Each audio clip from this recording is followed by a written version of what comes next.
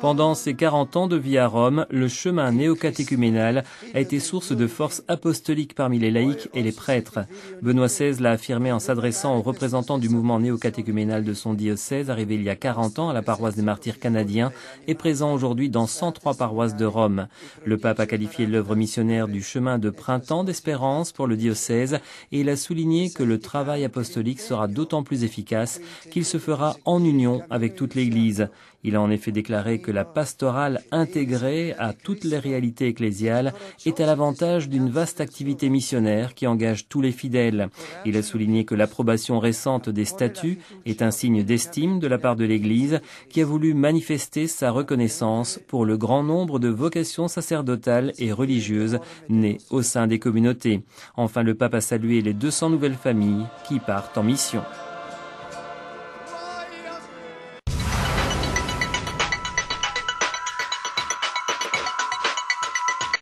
Le baptême fait de nous les fils adoptifs de Dieu.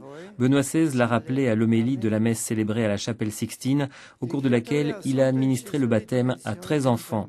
Lorsque l'on baptise les enfants, les faisant entrer dans la lumière de Dieu et de ses enseignements, on n'exerce sur eux aucune violence. Au contraire, on leur donne la richesse de la vie divine dans laquelle s'enracine la vraie liberté qui est le propre des fils de Dieu. Une liberté qui sera éduquée et formée au fil des années pour permettre des choix personnels responsables. Le baptême est le pont que Jésus a construit avec nous et pour les parents, il s'agit de reconnaître qu'un fils leur est confié par le Créateur et qu'ils doivent l'élever en respectant sa liberté et non comme s'il leur appartenait.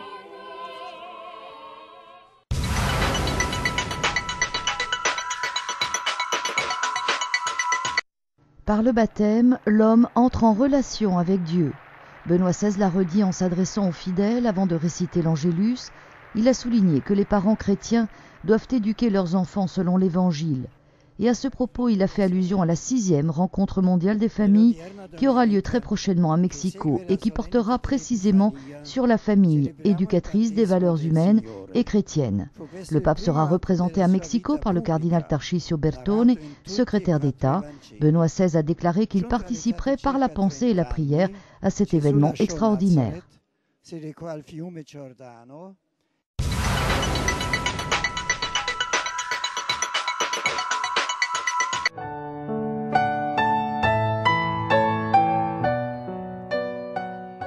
Benoît XVI sera présent à la 6e rencontre mondiale des familles de Mexico par des messages télévisés depuis Rome.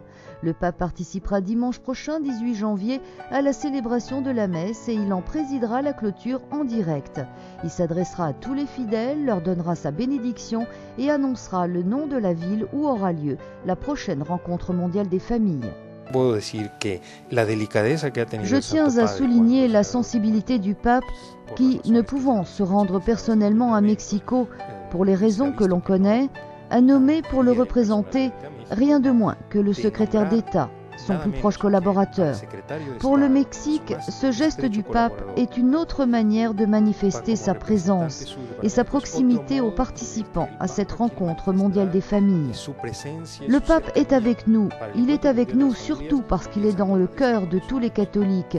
Et moi, en ce moment, je dois dire qu'il est présent dans le cœur des Mexicains, qui l'aiment vraiment beaucoup.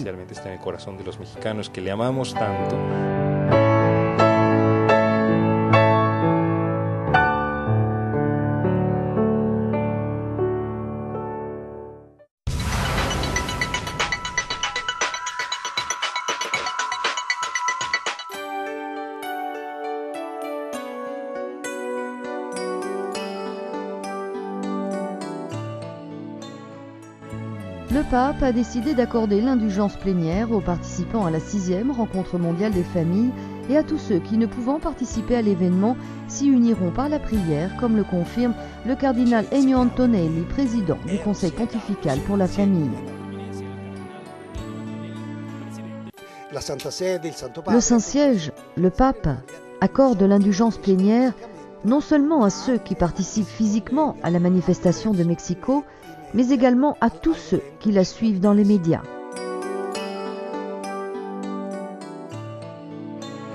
Pour gagner l'indulgence plénière, les fidèles doivent remplir les conditions habituelles, confession sacramentelle, communion eucharistique et prière aux intentions du pape. Se détacher du péché les journées pendant lesquelles ils participeront avec dévotion à la 6e rencontre mondiale des familles. Quant aux fidèles qui ne peuvent pas participer à l'événement, l'indulgence plénière leur sera accordée s'ils récitent en famille le Notre Père, le Credo et d'autres prières lorsque les paroles et les messages du pape seront diffusés à la télévision et à la radio.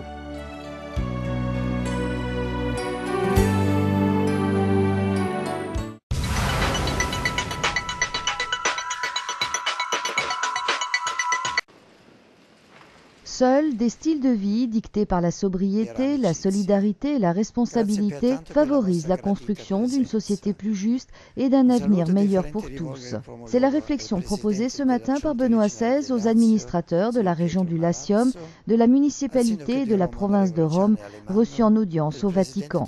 Le pape a d'autre part souligné l'importance d'une synergie concrète entre l'Église et la société, notamment en ce qui concerne la famille, le logement et le chômage des jeunes. Et c'est précisément aux jeunes avenir de l'humanité que Benoît XVI a fait tout particulièrement allusion, invitant à ne pas les abandonner à leur solitude. Les valeurs naturelles et chrétiennes qui donnent un sens à la vie quotidienne et forment à une vision de la vie ouverte à l'espérance s'affaiblissent, donnant naissance à des désirs et à des attentes éphémères qui finissent par conduire à l'ennui et à l'échec. Tout cela, conclut le pape, engendre chez les jeunes la tendance à banaliser la valeur même de la vie pour se réfugier dans la transgression, dans la drogue et dans l'alcool.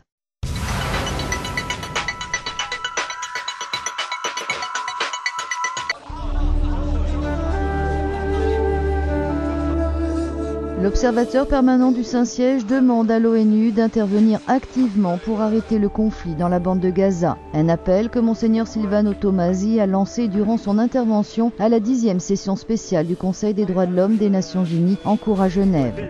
Selon ses propos rapportés par l'agence Zénith, Monseigneur Tomasi estime évident que les partis en présence ne sont pas capables de briser le cercle vicieux de la violence sans l'aide de la communauté internationale. Il demande donc à la communauté internationale d'assumer ses propres responsabilités en intervenant activement pour arrêter ce bain de sang, pour faciliter l'accès aux aides humanitaires d'urgence et pour mettre fin à toute forme d'affrontement. Monseigneur Tomasi, citant les paroles de Benoît XVI, a réaffirmé que l'Église condamnait toute violence, d'où qu'elle vienne et quelle que soit la forme adoptée. Il a exprimé sa solidarité tant au peuple de Gaza qui meurt et souffre, qu'au peuple de Sderot, Askelon et d'autres cités israéliennes qui vivent dans la terreur constante d'attaques aux missiles.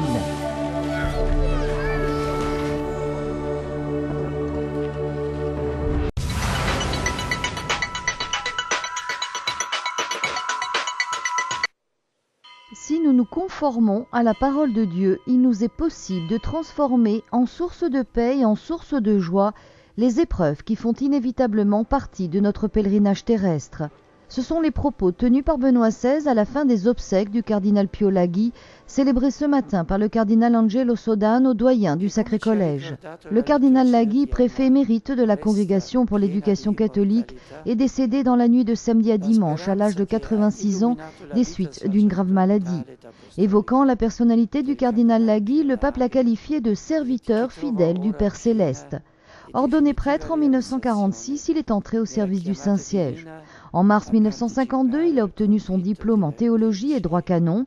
Il a alors entrepris un long itinéraire diplomatique et pastoral près les nonciatures de plusieurs pays, Nicaragua, États-Unis, Inde. Il a été également délégué apostolique à Jérusalem et en Palestine et prononce à Chypre. Créé cardinal par Jean-Paul II en 1991, il a été nommé en 1993 patron de l'ordre souverain de Malte. J'ai voulu aimer le Christ et le servir pendant toute ma vie, a écrit le cardinal Laghi dans son testament spirituel, bien que souvent ma fragilité humaine m'a empêché de lui exprimer toujours tout mon amour, ma fidélité et ma totale obéissance à sa volonté.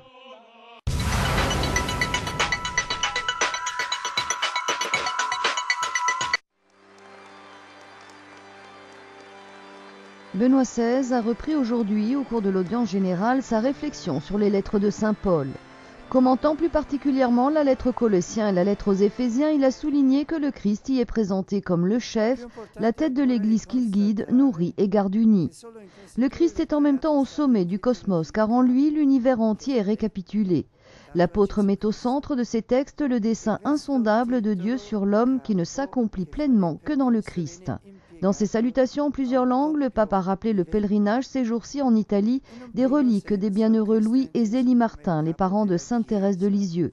Il a rappelé d'autre part l'ouverture aujourd'hui à Mexico de la 6e rencontre mondiale des familles.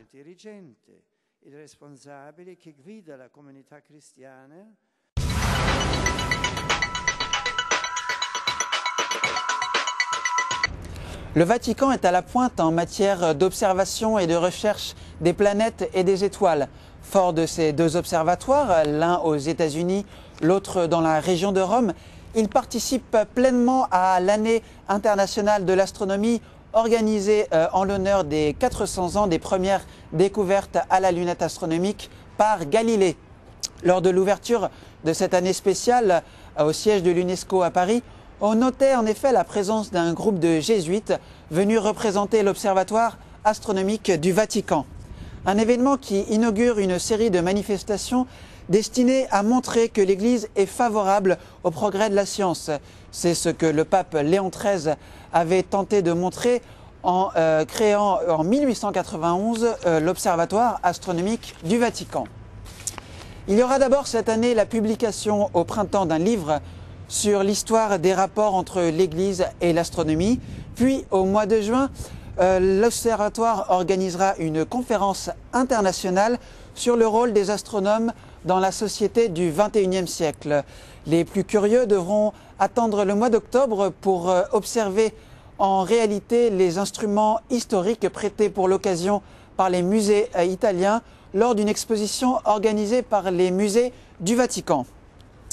L'intérêt des papes pour l'astronomie ne date pas d'hier. On se souvient qu'au XVIe siècle, le pape Grégoire XIII avait fait construire au Vatican une tour des vents destinée à l'élaboration de son calendrier. Mais aujourd'hui, l'Église n'hésite plus à associer la science dans les questions d'ordre plus théologique. Le directeur de l'Observatoire astronomique du Vatican, le père jésuite José Gabriel Funes, n'a d'ailleurs pas exclu la présence dans l'univers, je cite, d'autres êtres créés par Dieu, des frères extraterrestres en quelque sorte. Peu avant, alors qu'il s'exprimait sur la théorie de l'évolution, le pape Benoît XVI avait invité les membres de l'Académie pontificale des sciences à prendre exemple sur le savant italien. Galilée, en effet, avait conçu la nature comme un livre dont Dieu est l'auteur. Au Vatican, science et foi sont désormais réconciliées.